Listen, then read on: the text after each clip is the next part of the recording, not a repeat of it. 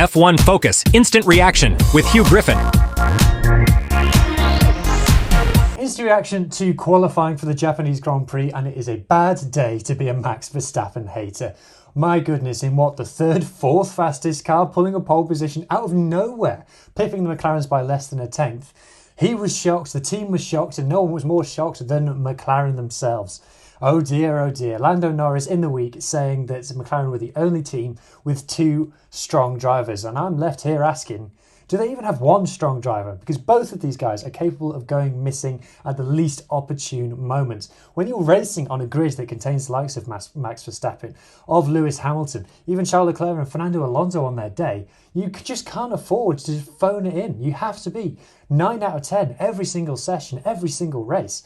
And I just don't see that these two McLaren drivers are capable of doing that at the moment. They should not be losing pole positions of this nature to this driver. And the closeness between the two McLaren drivers is one thing. It shows that they're getting the maximum out of the car, probably. But if one of them wants to be a world champion, wants to be considered to have what it takes to be a multiple world champion, one of them needs to be pulling out 3/10 in moments like this. And I'm yet to see the evidence that they're able to do it. Ferrari, on the other hand, another forgettable day. Charles Leclerc putting in the better performance. Lewis about 3/10 further back. A funny weekend for Lewis so far. He looks the stronger driver at times and then kind of fell away. They were both dropping yellow sectors at various times, suggesting that they weren't completely comfortable in the car. I still think it's better for Lewis than it was at Mercedes. It was pretty difficult to watch sometimes at Mercedes with the lack of competitiveness of that car. But Mercedes themselves, again, performing well enough without actually grabbing any headlines. If I was a Mercedes sponsor, I'd be ringing up Toto Wolff and asking the question, why isn't your car on TV very much? Because they're getting okay results, George Russell appearing on the podiums, constantly challenging for top 3 on the grid in qualifying, but no one cares. No one's showing them on TV, no one's interviewing them, no one's saying, hey, what a good job Mercedes are doing. As Lewis Hamilton has walked out the door, so the headlines have walked out the door as well. Just a completely forgettable team at this point. But of course, the main other drama, the main other talking point of the session was Yuki versus Liam, and Liam qualifies ahead of Yuki. Yuki did what Liam wasn't able to do and gets out of Q1, finishing 15th.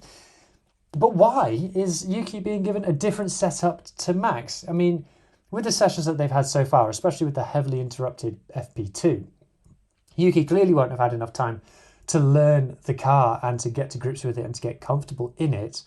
But why are they packing on such a heavy downforce setup of that and going for a different setup for Max, who then goes and gets pole position?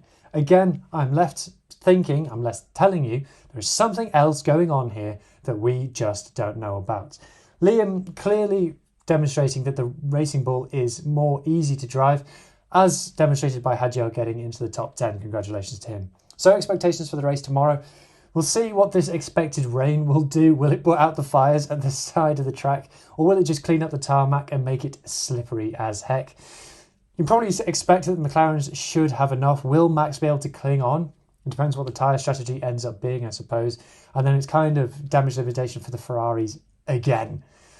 Oh well, at least now maybe we can stop talking about Max's lap in Saudi Arabia, where he crashed a few years' time, as his best ever lap, because this for me was his best ever lap in his career so far, bar none. So I'll see you after the race. F1 Focus Instant Reaction with Huw Griffin.